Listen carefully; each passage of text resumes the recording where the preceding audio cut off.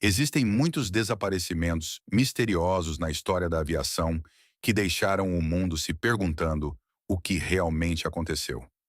Algumas aeronaves desaparecem no ar sem deixar vestígios, sem sinal e sem explicação.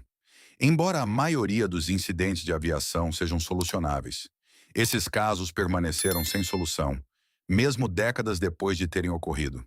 Hoje, exploramos 10 voos misteriosos que desapareceram nos céus e permanecem inexplicados. Top 1 ao desaparecimento do voo 739. O mistério do voo 739 continua sendo um dos desaparecimentos mais intrigantes da história militar.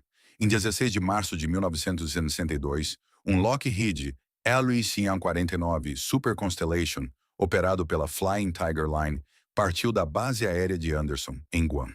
Sua missão era transportar 93 soldados do exército do Sinoak Uan e 11 tripulantes para a base aérea de Clark, nas Filipinas, antes de seguir para Saigon.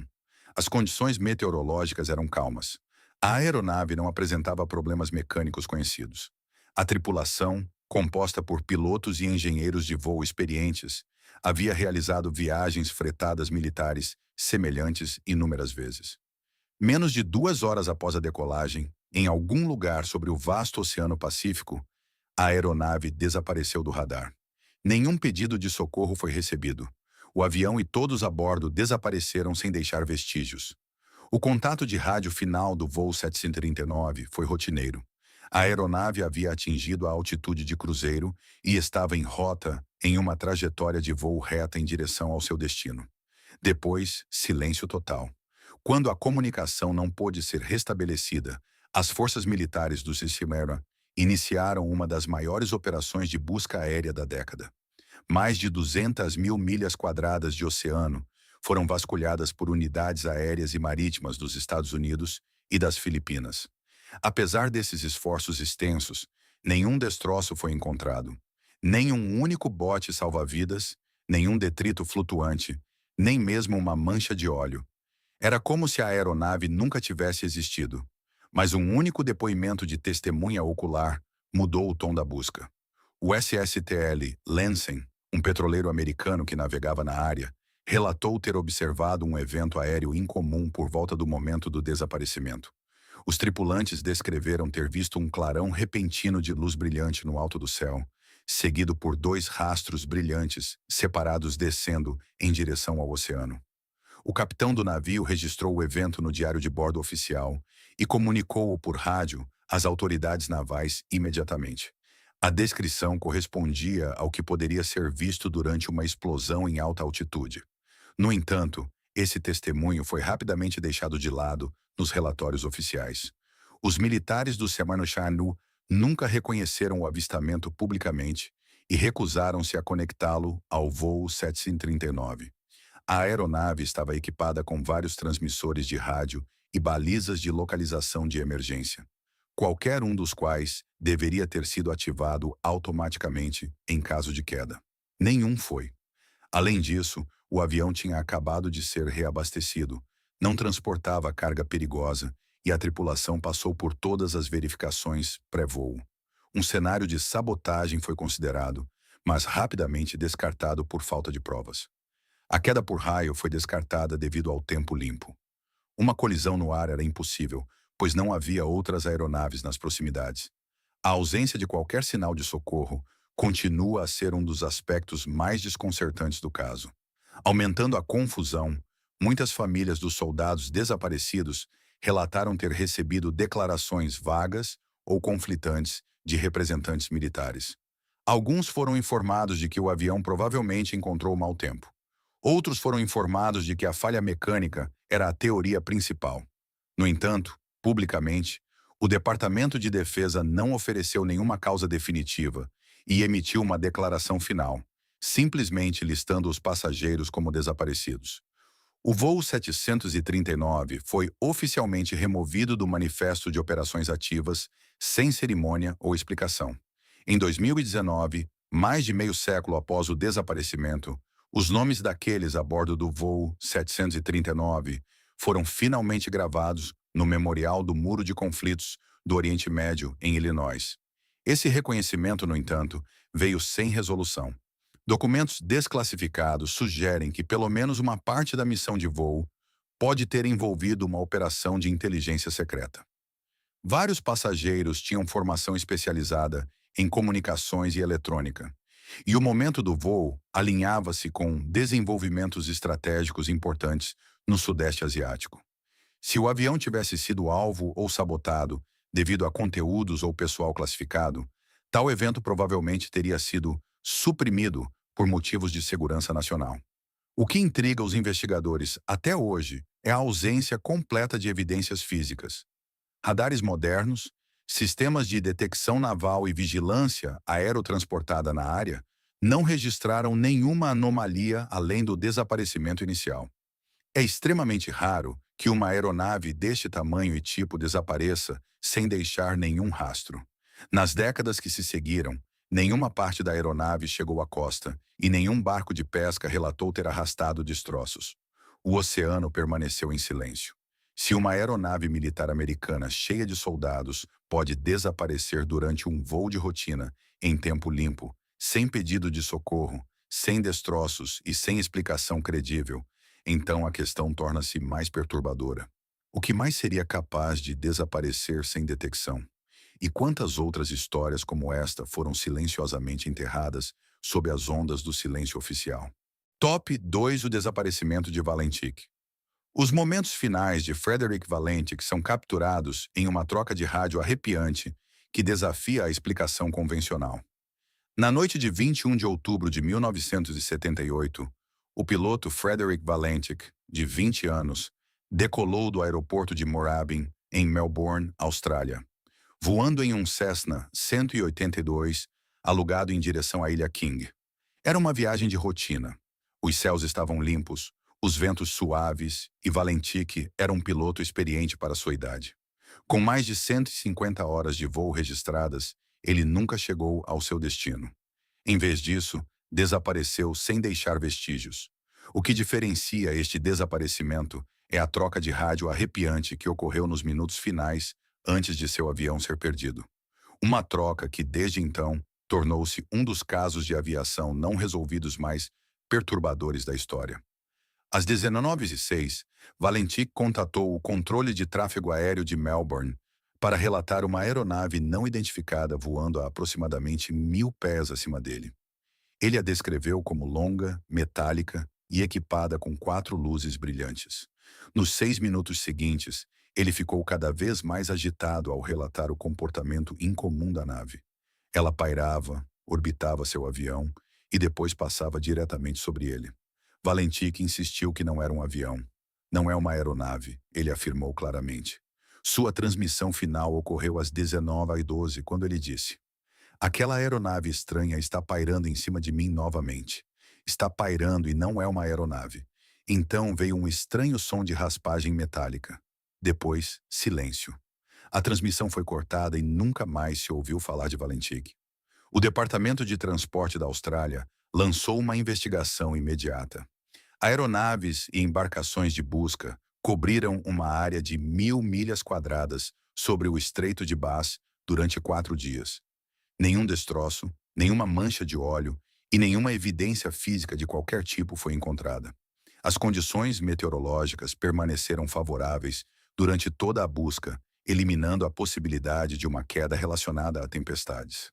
O transmissor localizador de emergência de Valentik não havia sido ativado. Era como se o seu Cessna tivesse simplesmente desaparecido no céu. A troca final de rádio foi oficialmente transcrita e divulgada ao público. Os céticos sugeriram que Valentik poderia ter ficado desorientado, possivelmente confundindo luzes na água ou um objeto celestial com outra aeronave. Mas especialistas em aviação observaram que ele havia registrado várias horas de voo noturno e treinado especificamente para navegação com baixa visibilidade. Uma análise mais detalhada dos registros de radar não revelou nenhum registro de qualquer outra aeronave nas proximidades de Valentik no momento do incidente. A área estava sob tráfego restrito e nenhum avião comercial ou privado havia registrado rotas de voo correspondentes à sua descrição. Somando-se ao mistério, houve relatos de múltiplas testemunhas ao longo da costa sul de Victoria. Naquela mesma noite, várias pessoas descreveram ter visto uma luz verde em movimento rápido no céu, indo na direção da rota de voo de Valentique. Alguns alegaram ter visto um objeto redondo pairando silenciosamente. Esses relatos foram coletados por investigadores, mas nunca incluídos formalmente na conclusão do departamento. Em seu relatório final, as autoridades de aviação australianas sugeriram a possibilidade de Valentiche ter ficado desorientado e caído no mar. No entanto, esta explicação não aborda as múltiplas inconsistências. O piloto não mostrou sinais de confusão em sua comunicação via rádio. Ele nunca declarou emergência. Suas descrições foram claras, repetidas e cada vez mais angustiadas. Mais notavelmente, o som mecânico gravado no final de sua transmissão final permanece sem explicação. Os analistas de áudio foram incapazes de determinar sua fonte ou replicá-lo com equipamentos de aeronaves conhecidos. Ao longo dos anos, várias teorias surgiram. Alguns sugerem uma farsa deliberada, apesar da falta de motivo e do histórico pessoal limpo de Valentique. Outros apontam para atividade militar, aeronaves experimentais ou interferência eletromagnética. Alguns chegaram a propor que o evento marcou um encontro com algo além da explicação convencional. Mas sem evidências físicas, tudo permanece especulação. Em 2014, décadas após o incidente, um pequeno pedaço de destroço de aeronave chegou à costa na ilha Flinders. Embora correspondesse ao tipo de aeronave que Valentique pilotava, não pôde ser conclusivamente ligado ao seu Cessna. O mistério perdura, alimentado pela clareza crua de suas palavras finais e pela ausência de qualquer desfecho. Se um piloto treinado pode descrever calmamente um objeto desconhecido, seguindo sua aeronave, transmitir dados posicionais claros e depois desaparecer sem deixar num único rastro, o evento desafia mais do que apenas nossa compreensão da aviação. Ele põe em questão a própria ideia de que os céus são totalmente mapeados, monitorados e compreendidos. Top 3: o Esquadrão Fantasma Voo 19. A lenda do Triângulo das Bermudas começou com a perda inexplicável de um esquadrão inteiro de bombardeiros da Marinha. Em 5 de dezembro de 1945, apenas alguns meses após o fim da Segunda Guerra Mundial, 5 bombardeiros torpedeiros, TBM Avenger da Marinha dos Kemalaciniwar, decolaram da estação naval de Fort Lauderdale, na Flórida. Designado como Voo 19, o grupo estava realizando uma missão de treinamento de rotina de 3 horas sobre o Oceano Atlântico. O tempo estava moderadamente limpo, o mar relativamente calmo e todos os pilotos eram experientes, incluindo o líder do voo, o tenente Charles Taylor. Mas em 2 horas, todas as 5 aeronaves desapareceram, sem deixar vestígios. Uma 6ª aeronave enviada para busca e resgate também desapareceu. No total, 27 homens foram perdidos. Sem destroços, sem sobreviventes, sem sinais de socorro. Este se tornaria o caso fundamental no que o mundo logo chamaria de Mistério do Triângulo das Bermudas. O exercício de treinamento era conhecido como Problema de Navegação número 1, uma rota padrão que envolvia voar de leste da Flórida para as Bahamas, virar para o norte para um trecho sobre mar aberto e, em seguida, retornar para o oeste em direção à base. A comunicação por rádio começou a deteriorar-se aproximadamente 90 minutos após o início da missão. No início, as transmissões eram rotineiras, mas depois veio a voz do tenente Taylor. Cada vez mais confuso, ele relatou: "Ambas as minhas bússolas estão fora de serviço e estou tentando encontrar Fort Lauderdale." Outros pilotos confirmaram o mesmo. Todo o esquadrão parecia desorientado, incapaz de reconhecer pontos de referência ou obter uma leitura confiável da bússola. Taylor insistiu que eles tinham voado muito para o leste e estavam agora sobre Florida Keys, mas as torres de controle os rastrearam muito fora de curso, provavelmente a nordeste das Bahamas. Quanto mais voavam, mais distorcida ficava sua orientação. As transcrições revelam uma quebra na comunicação, lógica e moral. Alguns pilotos questionaram as direções dadas. Outros tentaram assumir a liderança, mas foram impedidos. Um sugeriu que virassem para o oeste de volta para o continente, mas Taylor hesitou. O combustível estava acabando. O sol estava se pondo. Uma das últimas mensagens de rádio interceptadas foi de um piloto dizendo: "Não podemos dizer onde estamos. Tudo parece errado. Até o oceano não parece como deveria." Depois, silêncio. Uma operação de resgate massiva foi lançada em poucas horas. A Marinha enviou aeronaves, navios e submarinos para vasculhar milhares de milhas quadradas. Mas o que tornou o desastre ainda mais estranho foi o que aconteceu em seguida. Um hidroavião Martin PBM Mariner, transportando 13 tripulantes, foi enviado para procurar o voo 19. Em 20 minutos de decolagem, ele também desapareceu. Um petroleiro nas proximidades relatou ter visto uma explosão no ar e uma bola de fogo descendo no mar. No entanto, nenhum resto foi encontrado. A busca continuou por 5 dias, cobrindo mais de 250 mil milhas quadradas. Nem um único rastro de qualquer uma das 6 aeronaves foi recuperado. A investigação oficial da Marinha deixou mais perguntas do que respostas. O relatório final rotulou o desaparecimento como causa desconhecida. Memorandos internos revelaram divergências entre os oficiais, com alguns defendendo uma explicação de falha mecânica, enquanto outros apontavam para confusão navegacional. A mãe do tenente Taylor insistiu que ele era um piloto experiente que tinha voado aquela rota muitas vezes. A sugestão de que ele simplesmente se perdeu era para ela impossível. Mais tarde, as teorias variaram de erupções de gás metano no fundo do mar a tempestades repentinas e anomalias magnéticas. Alguns apontaram para uma falha nas bússolas. Outros argumentaram que a aeronave poderia ter voado para fora do alcance do rádio e simplesmente ficado sem combustível em mar aberto. No entanto, nenhuma destas explicações justifica a falta total de detritos, especialmente com 6 aeronaves separadas desaparecendo na mesma região em poucas horas. O caso do voo 19 tornou-se uma história definidora na lenda do Triângulo das Bermudas. Mas por trás das interpretações da cultura pop, existe um mistério genuíno e profundamente perturbador. Como poderiam vários pilotos militares treinados, todos voando juntos em formação, experimentar desorientação completa e falha de equipamento simultaneamente? E por que o avião de resgate desapareceu de forma tão inexplicável? Se um desaparecimento é uma tragédia, 2 é uma coincidência. Mas 6 aeronaves e 27 homens desaparecendo sob céus limpos e condições controladas exige uma investigação mais profunda. Existem zonas neste planeta onde a lógica falha, onde os instrumentos enganam e onde nem mesmo a disciplina pode evitar o colapso. O voo 19 voou para uma zona dessas e nunca mais voltou. Top qual o desaparecimento do MH-370.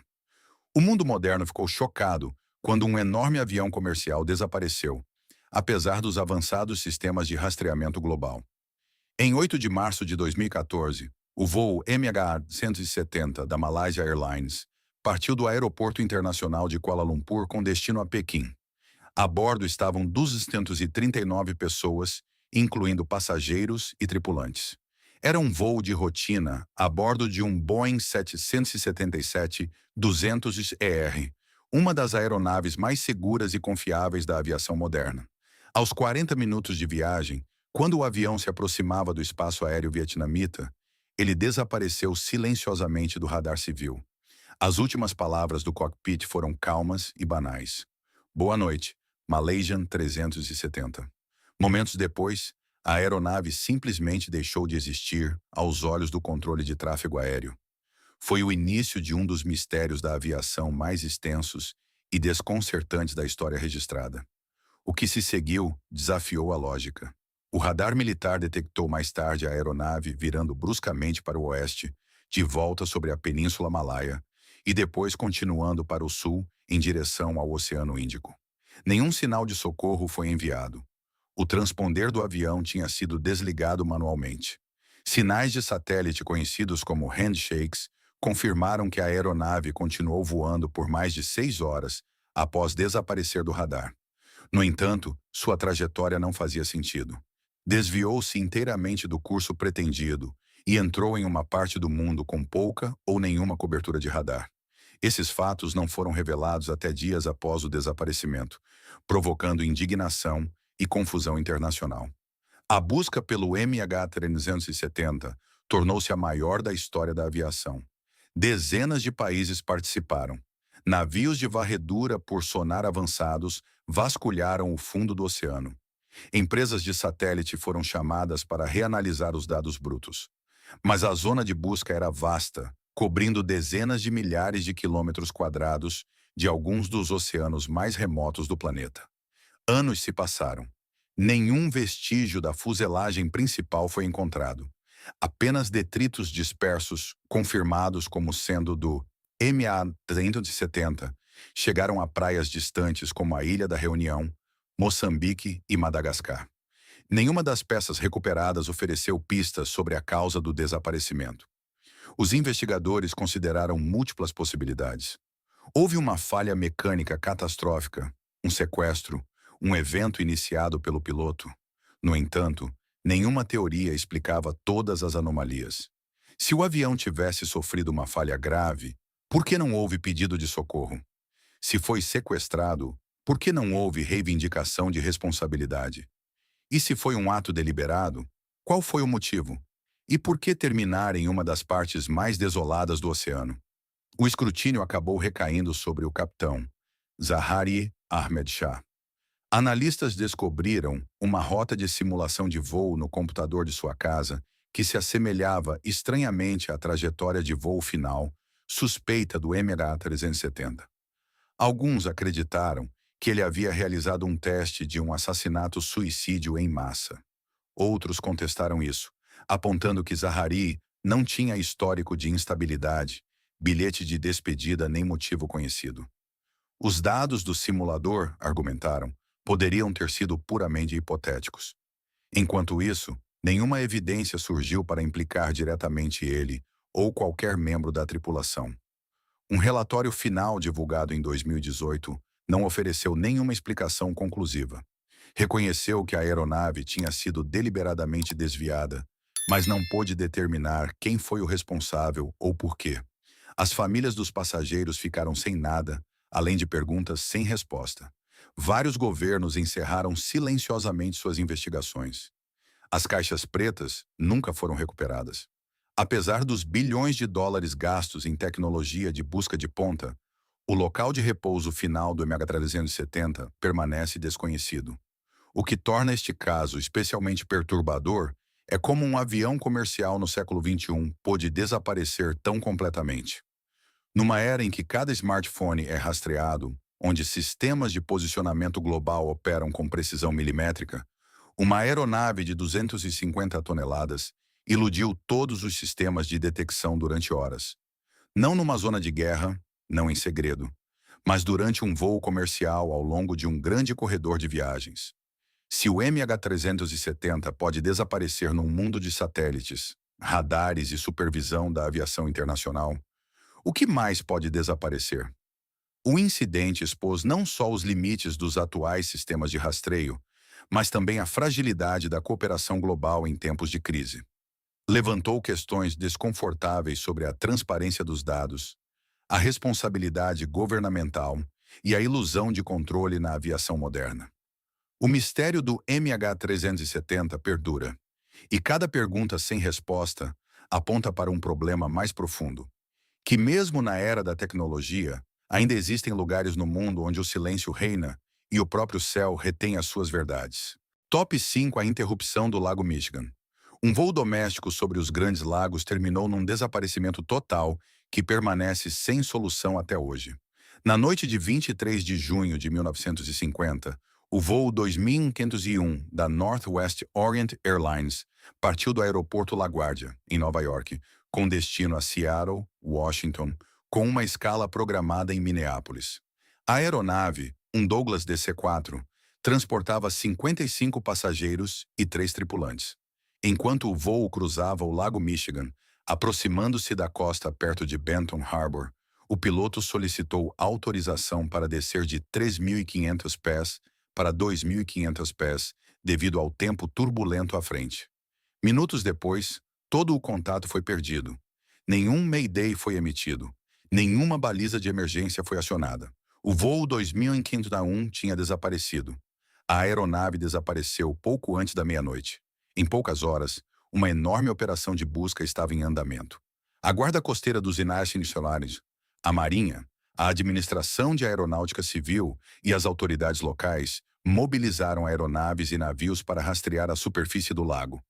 Os dados de radar da época eram mínimos, uma vez que a tecnologia de rastreio comercial ainda estava nas suas fases iniciais. Apesar destas limitações, os pesquisadores estavam otimistas. O lago era grande, mas rodeado por cidades e portos. Se ocorresse um acidente, certamente os destroços seriam visíveis. A primeira pista chegou 2 dias depois, quando uma embarcação da Guarda Costeira descobriu pequenos fragmentos do avião e restos humanos flutuando a aproximadamente 15 milhas da costa. Mas foi só isso. Sem fuselagem, sem asas, sem motores.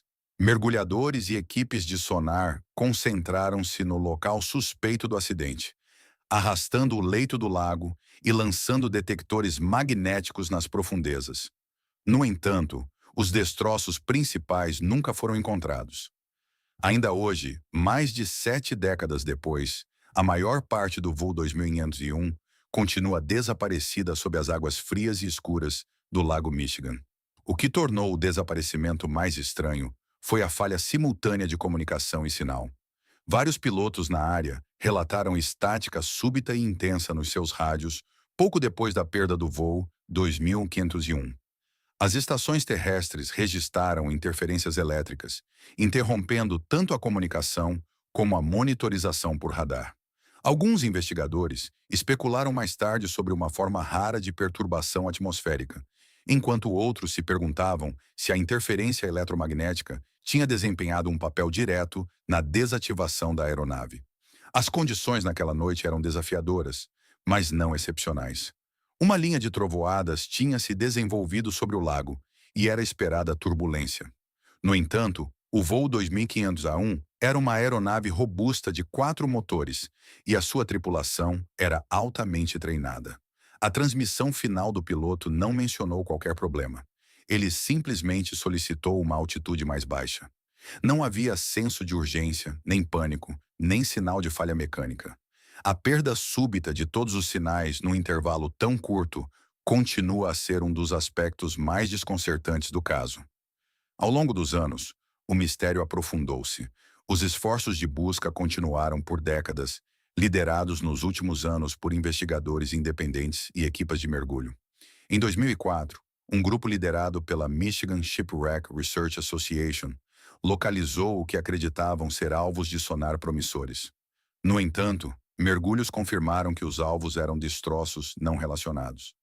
Vez após vez, pistas promissoras desapareceram no silêncio.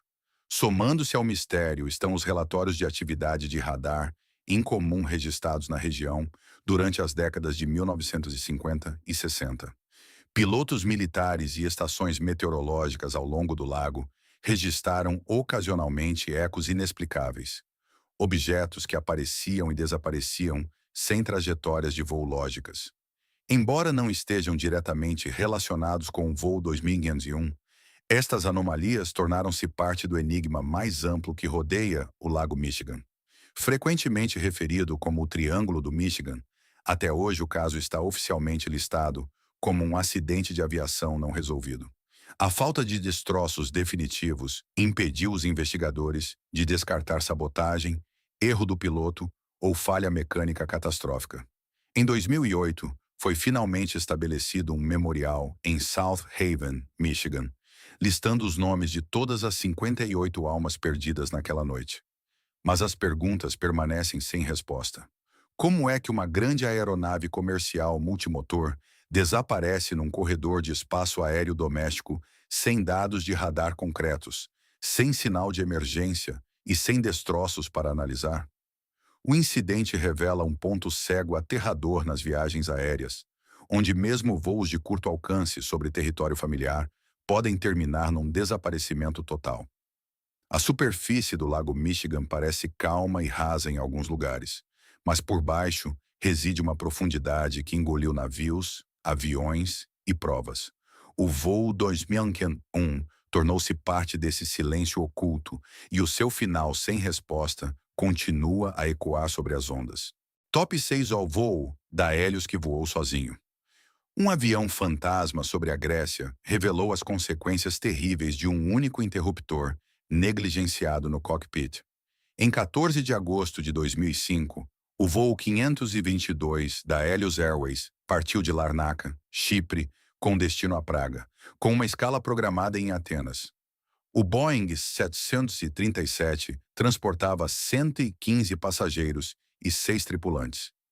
Menos de meia hora após o início do voo, enquanto cruzava o Mar Egeu, o controle de tráfego aéreo grego tentou contatar a aeronave depois de esta ter entrar no seu espaço aéreo sem estabelecer comunicação. Não houve resposta. As tentativas de chamar os pilotos falharam. Aviões militares foram mobilizados. O que encontraram no céu enviou uma onda de pavor aos círculos da aviação em todo o mundo. A aeronave voava normalmente, mas não respondia e parecia estar inteiramente sem tripulação consciente. Quando os interceptores da Força Aérea Helênica alcançaram a aeronave perto de Atenas, observaram uma cena arrepiante através da janela do cockpit. O assento do capitão estava vazio. O copiloto estava caído imóvel sobre os controles. As máscaras de oxigênio haviam sido acionadas por toda a cabine. Ninguém parecia estar se movendo. A aeronave continuou a voar em piloto automático, subindo lentamente antes de iniciar uma curva ampla. Ainda estava no ar quase 3 horas depois de todo o contato ter cessado. Momentos antes do esgotamento do combustível, um comissário de bordo, mais tarde identificado como Andreas Prodromou, foi visto entrando no cockpit usando uma máscara de oxigênio portátil. Ele tentou recuperar o controle do avião, mas era tarde demais. O 737 ficou sem combustível e caiu em uma área montanhosa perto de Gramático, na Grécia. Todas as 121 pessoas a bordo morreram. Foi o acidente de aviação mais mortal na história da Grécia e um dos mais assustadores da era moderna. A investigação oficial revelou uma cadeia arrepiante de falhas humanas e técnicas. Antes da decolagem, as equipes de manutenção tinham deixado o sistema de pressurização da cabine em modo manual, em vez de o repor para automático. Isto significou que a aeronave não ajustou automaticamente a pressão da cabine à medida que subia. À medida que o ar rarefez, a tripulação e os passageiros sucumbiram gradualmente à hipóxia, à falta de oxigênio, sem perceber o que estava acontecendo. Os investigadores concluíram que os pilotos provavelmente ficaram desorientados e perderam a consciência em poucos minutos. No entanto, muitas perguntas permaneceram. Por que a tripulação não reconheceu os alarmes de aviso? A buzina de altitude da cabine soou no início do voo, um sinal que deveria ter desencadeado uma descida imediata. Por que nenhum dos pilotos respondeu corretamente, especialmente o capitão, que tinha milhares de horas de voo? Alguns analistas sugeriram que o alarme pode ter sido mal interpretado como um aviso de configuração de decolagem, que partilha o mesmo som nos Boeing 737. Outros questionaram a eficácia dos protocolos de treinamento que permitiram que tal descuido fatal ocorresse. Outra camada de mistério surgiu do gravador de dados de voo. Ele capturou uma série de comandos muito depois de a tripulação ter perdido a consciência, incluindo interações no painel de controle, sugerindo que alguém, provavelmente o comissário de bordo, tinha tentado assumir o controle manual. Os seus últimos esforços, heróicos mas infrutíferos, levantaram questões dolorosas sobre se mais vidas poderiam ter sido salvas se os sinais de alerta tivessem sido reconhecidos mais cedo. O acidente também gerou debate sobre a dependência da automação. A aeronave tinha voado durante quase 3 horas, sem qualquer intervenção do piloto, guiada apenas pela navegação pré-programada. O controle de tráfego aéreo não tinha conseguido intervir de forma significativa. Os militares tinham observado, mas não conseguiram agir a tempo. A aeronave tornou-se um fantasma deslizando pelo céu numa contagem regressiva silenciosa para o desastre. Não ocorreram falhas de sistema. Nenhum ato de sabotagem foi encontrado. No entanto, 121 pessoas morreram. A cadeia de erros, silêncio e pistas perdidas formou uma lição arrepiante de que, mesmo no mais rotineiro dos voos, um interruptor negligenciado, um sinal mal interpretado, pode levar à tragédia. Os destroços forneceram respostas, mas não paz. As famílias foram deixadas a lidar com uma queda que não aconteceu num instante, mas ao longo de horas de sufocação silenciosa. Os passageiros tinham perdido gradualmente a consciência, enquanto a aeronave voava intocada por céus azuis límpidos. O voo 522 continua a ser um dos desastres aéreos mais surreais da aviação moderna. Um voo que voou em direção ao esquecimento, enquanto o mundo assistia impotente. Top 7 é o Boeing 727 roubado. Em um mundo pós-11 de setembro, o roubo de um grande jato comercial de um aeroporto africano desencadeou uma enorme caça à segurança internacional. Em 25 de maio de 2003, um Boeing 727-223, número de cauda N844 Guaraná, estava estacionado silenciosamente na pista do Aeroporto Internacional 4 de fevereiro, em Luanda, Angola. A aeronave já tinha voado para a American Airlines, mas tinha sido retirada de serviço e reconfigurada para transporte de carga. Na altura, estava sob contrato de aluguer com uma empresa envolvida na logística da indústria petrolífera. O avião não voava há mais de um ano. Então, pouco antes do pôr do sol, algo impossível aconteceu. Sem autorização de voo, sem comunicação e com o seu transponder desligado, o Boeing 727 taxiou na pista, acelerou e decolou. Suspeitava-se que 2 homens estivessem a bordo. Nenhum dos dois tinha licença para pilotar um 727. A aeronave nunca mais foi vista. O pessoal do aeroporto e os espectadores ficaram atônitos. A pista estava ativa, mas ninguém conseguia identificar quem autorizou a decolagem. As testemunhas descreveram a aeronave movendo-se erraticamente no solo, como se o piloto não estivesse familiarizado com os comandos. A torre tentou contactar o cockpit, mas não obteve resposta. Não houve plano de voo arquivado. Nenhum código de transponder foi transmitido. Ao levantar voo, a enorme aeronave virou para o oeste sobre o Oceano Atlântico e desapareceu dos ecrãs de radar. Foi como se tivesse derretido no céu. As autoridades do Super 99 lançaram rapidamente uma investigação internacional. Os principais suspeitos eram Ben Charles Padilla, um mecânico de aeronaves e piloto americano, e John Mutantu, um assistente congolês. Padilla tinha uma vasta experiência em manutenção de aviação e possuía uma licença de piloto privado, mas não estava certificado para pilotar um 727 comercial. Mutantu não tinha credenciais de voo conhecidas. As imagens de segurança mostraram ambos os homens perto da aeronave antes do seu desaparecimento, mas nenhuma filmagem capturou o embarque ou a decolagem propriamente dita. Os investigadores não conseguiram determinar se tinham tomado o controle do avião, voluntariamente ou sob coação. O que tornou o evento mais desconcertante foi a própria aeronave. O Boeing 727 é um jato grande e complexo que normalmente requer uma tripulação de 3 pessoas.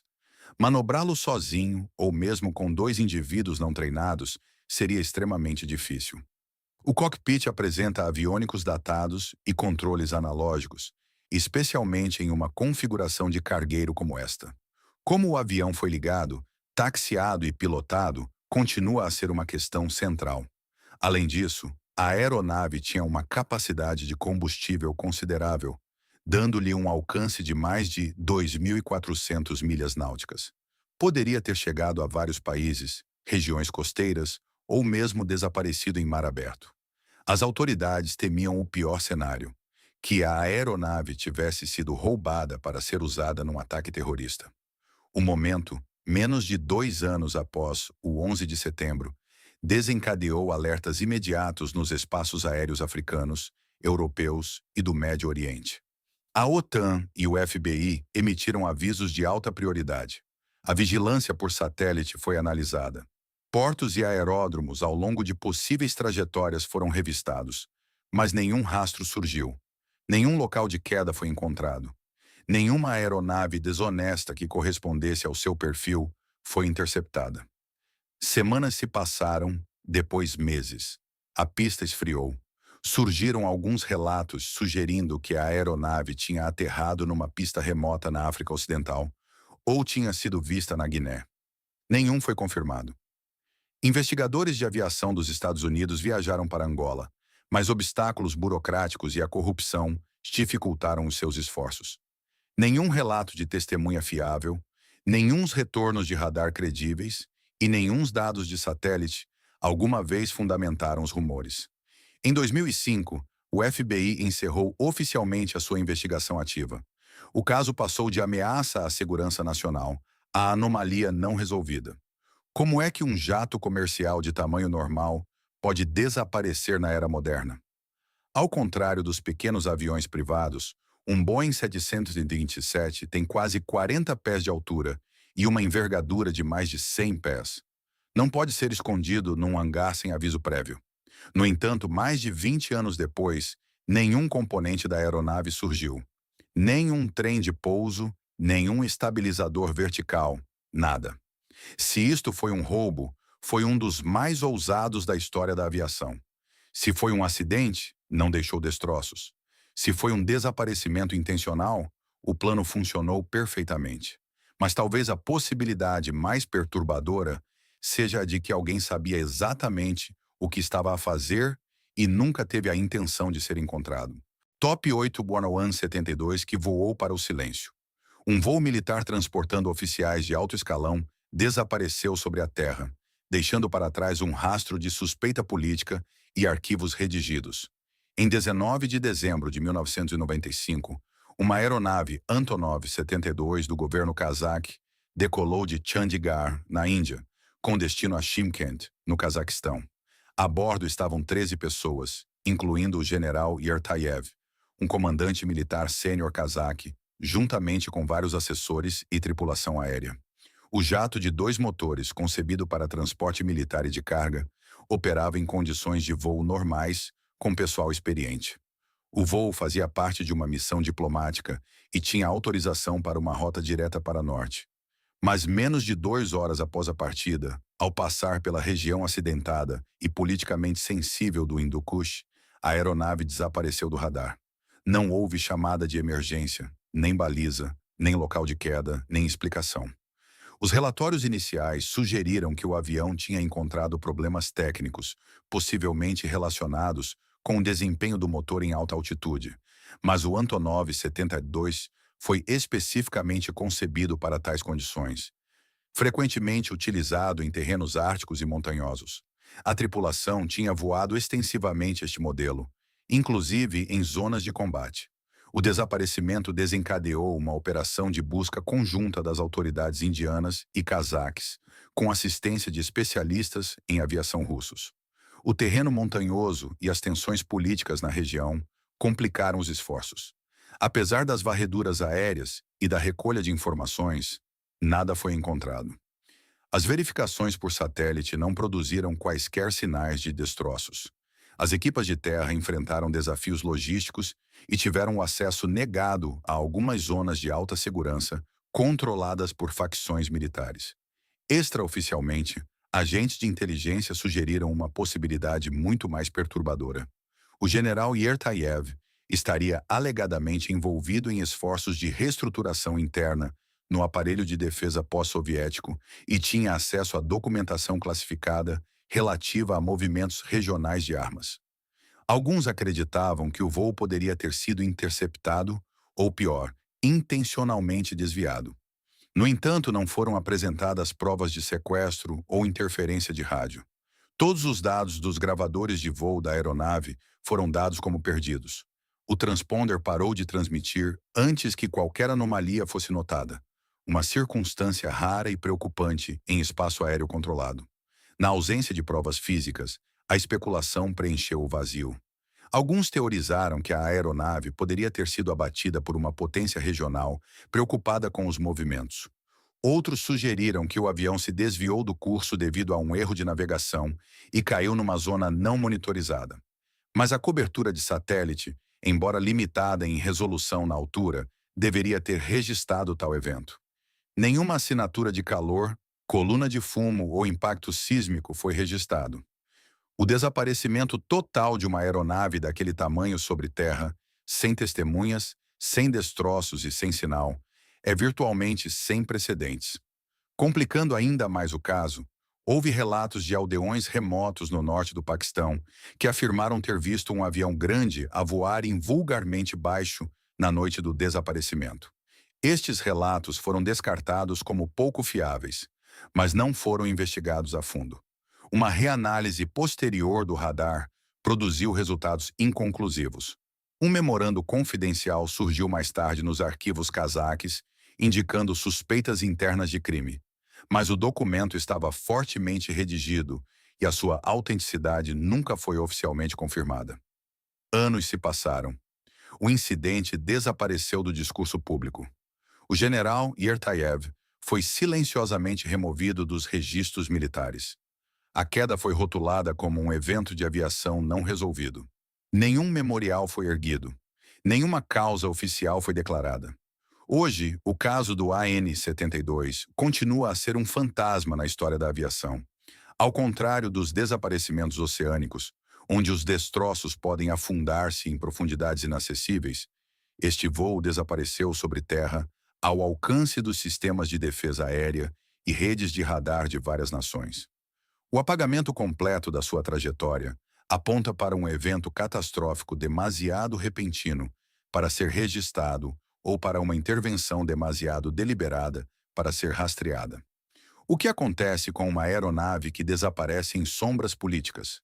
O silêncio que rodeia o N-72 não é apenas sobre um jato desaparecido. É sobre o que acontece quando segredos nacionais, ativos militares e espaço aéreo convergem. Nessa zona, a verdade é muitas vezes a primeira vítima. Top 9 ou DC-3 que desapareceu antes de pousar. Um voo de rotina para Miami terminou num ato de desaparecimento a apenas alguns quilômetros do destino, desafiando a segurança de corredores bem viajados. Em 28 de dezembro de 1948, uma aeronave Douglas DC-3, operada pela Airborne Transport, desapareceu durante um voo de rotina de San Juan, Porto Rico, para Miami, Flórida. A aeronave transportava 29 passageiros e 3 tripulantes. As condições meteorológicas foram relatadas como calmas, a visibilidade era clara e a aeronave estava a aproximar-se do fim da sua viagem. A apenas 50 milhas a sudeste de Miami, ao alcance de contacto por radar e rádio, o avião fez a sua transmissão final, solicitando autorização de pouso. Minutos depois, tinha desaparecido. Nenhum sinal de socorro foi recebido. Nenhum destroço foi encontrado. O avião nunca chegou. O Douglas DC-3 era uma aeronave robusta e confiável, com um histórico comprovado. O piloto, o capitão Robert Lindquist, era altamente experiente e familiarizado com a rota. O voo tinha decorrido sem incidentes até a última etapa. Aproximadamente às 22 horas, o controle de tráfego aéreo de Miami confirmou a última transmissão da tripulação. Foi rotineira. Não houve menção a problemas mecânicos, nenhum senso de urgência e nenhuma indicação de turbulência ou conflito. Em poucos momentos, toda a comunicação cessou. Quando a aeronave não aterrou, a Guarda Costeira lançou uma operação de busca imediata nas águas ao largo da costa sudeste da Flórida. Aeronaves, navios e equipas de resgate vasculharam a área durante dias. A região era movimentada, bem patrulhada e relativamente rasa em certas zonas, tornando-a ideal para esforços de recuperação. No entanto, nem uma única peça de destroço foi recuperada. Nenhum colete salva-vidas, almofada de assento, bagagem ou restos humanos foram encontrados. A aeronave e os seus 32 ocupantes tinham desaparecido no ar. A investigação revelou alguns detalhes peculiares. O transmissor de rádio do DC-3 tinha apresentado problemas intermitentes antes da partida e as baterias estariam a funcionar a níveis inferiores ao normal. No entanto, a aeronave tinha sido autorizada a voar e não foram emitidos avisos de segurança. O diário de bordo do copiloto estava ausente da documentação e foram notadas discrepâncias nos registros de manutenção.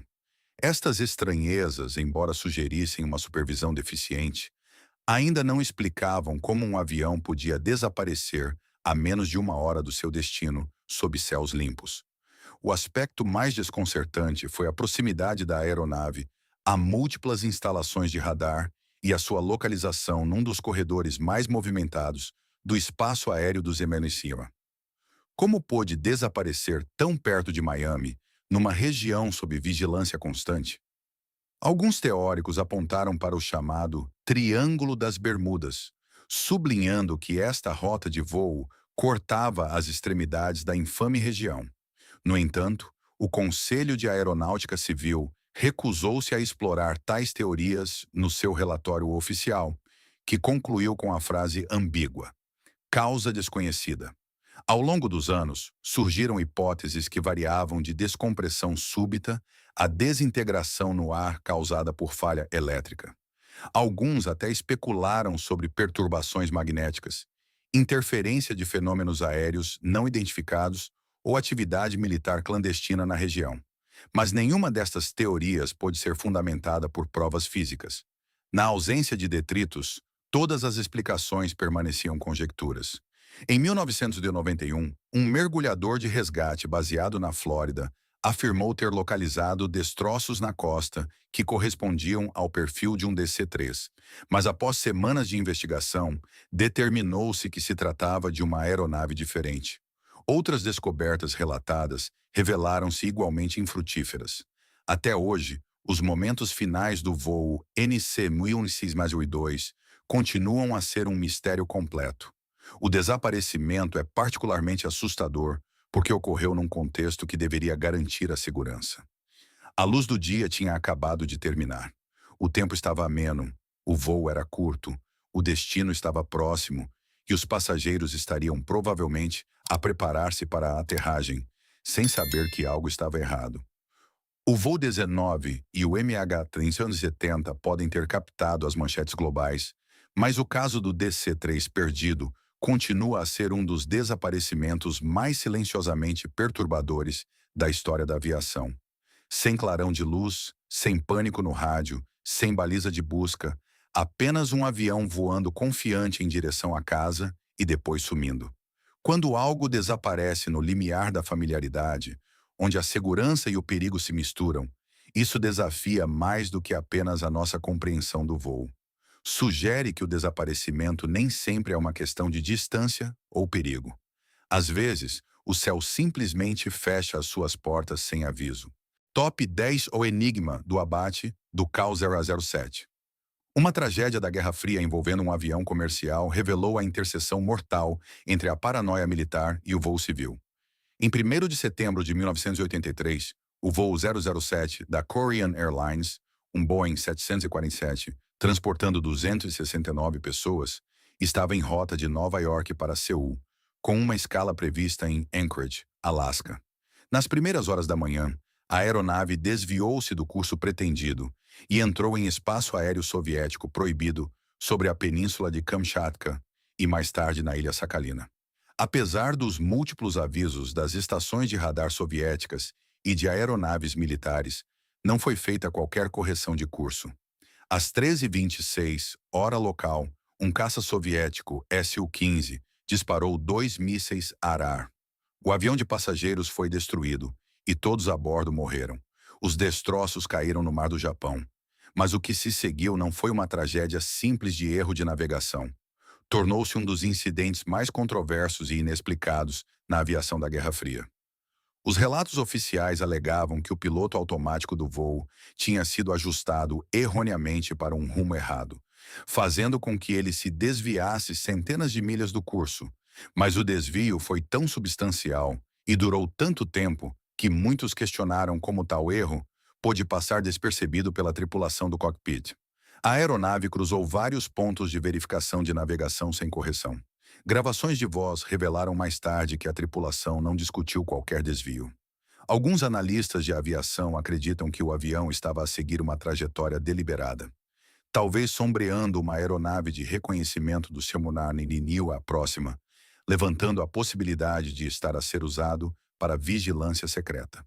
Quando o KAL-007 foi abatido, voava em estreita proximidade com um RC-135, um avião espião do Senanânio que operava na mesma região.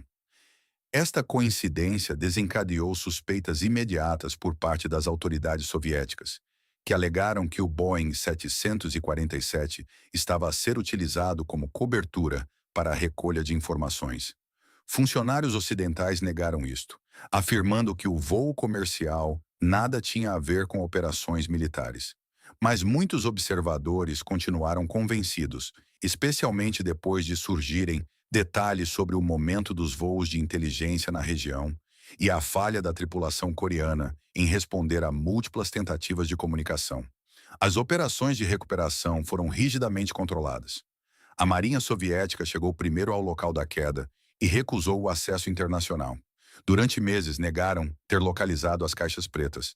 Quando o gravador de dados de voo e o gravador de voz do cockpit foram finalmente libertados, o seu conteúdo foi fortemente escrutinado.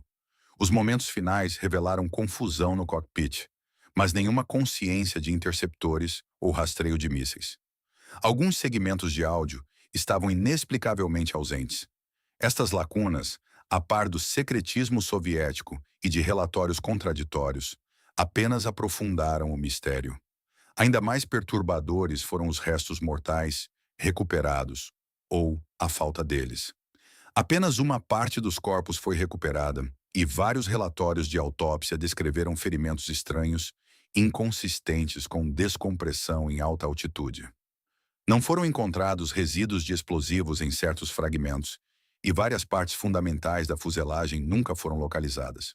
A União Soviética manteve que a aeronave se desintegrou no ar após ser atingida, mas sem acesso aos destroços completos, a verificação independente foi impossível. O incidente quase escalou para um grande conflito internacional. O presidente do Sistema Missionário, Ronald Reagan, condenou a ação soviética como um massacre. A União Soviética insistiu que tinha agido em defesa do seu espaço aéreo. Mas à medida que as tensões diplomáticas aumentavam, a verdade tornou-se menos uma questão de provas e mais uma questão de controle da narrativa. Nos anos que se seguiram, ambas as nações mantiveram versões incompletas da história, cada uma deixando lacunas que nunca foram totalmente resolvidas. Em 1993, após a queda da União Soviética, funcionários russos entregaram finalmente as gravações da Caixa Preta. Embora estas tenham clarificado alguns aspectos técnicos dos minutos finais, não explicaram por que a aeronave continuou num curso tão distante da sua rota pretendida e por que não foi feito qualquer esforço para evitar ou reconhecer a interceptação. O caso do KAL-007 ocupa um espaço estranho na história da aviação.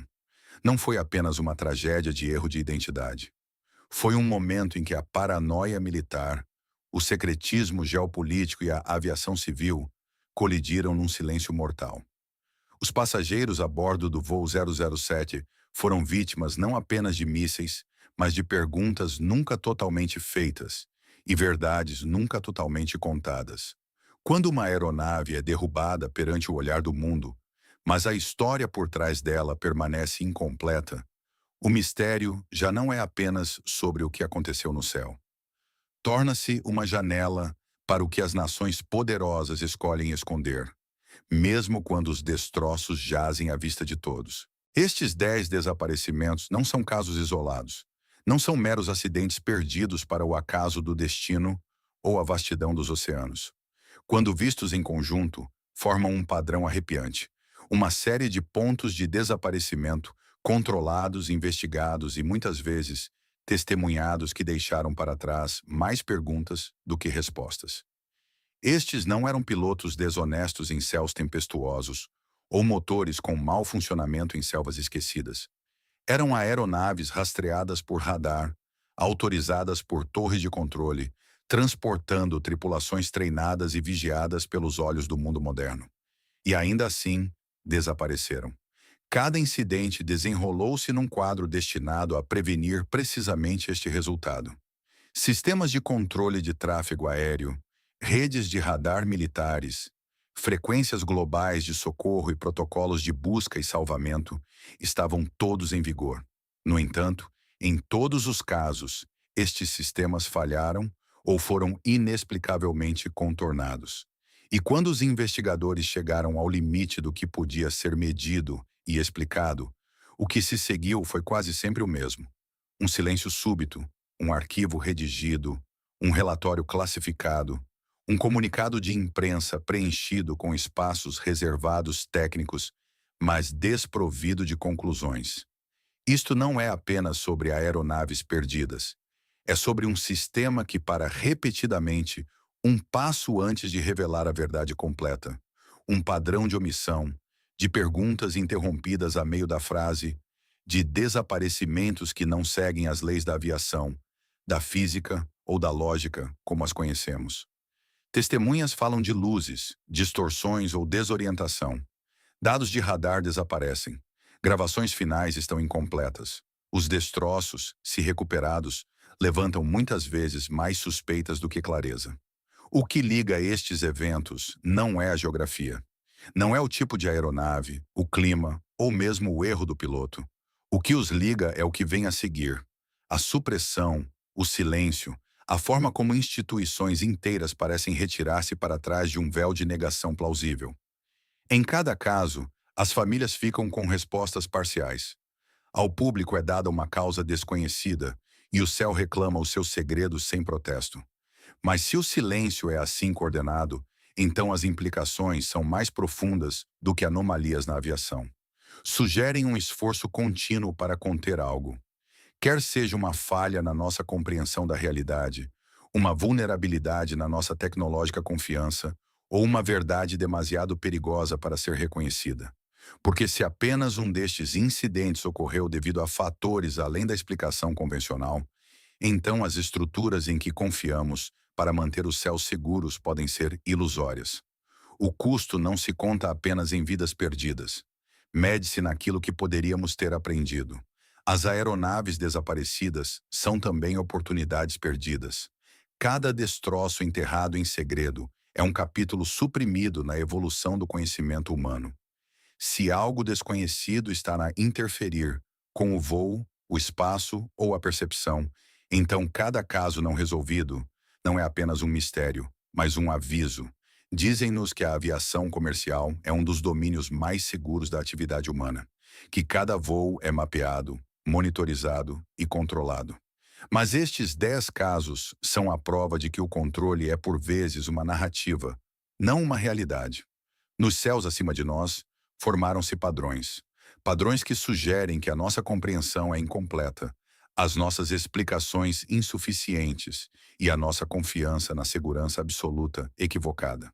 A tragédia não é apenas o fato de estes voos terem desaparecido, é que a verdade pode ter desaparecido com eles e que ninguém está disposto a admitir quão alto chega o silêncio. Se estas histórias de asas desaparecidas e céus silenciosos mudaram a forma como olha para o horizonte, por favor, subscreva e curta o canal. Estamos a descobrir a história que tentaram enterrar. Plante as sementes para o futuro. O próximo tesouro do desconhecido será revelado em breve.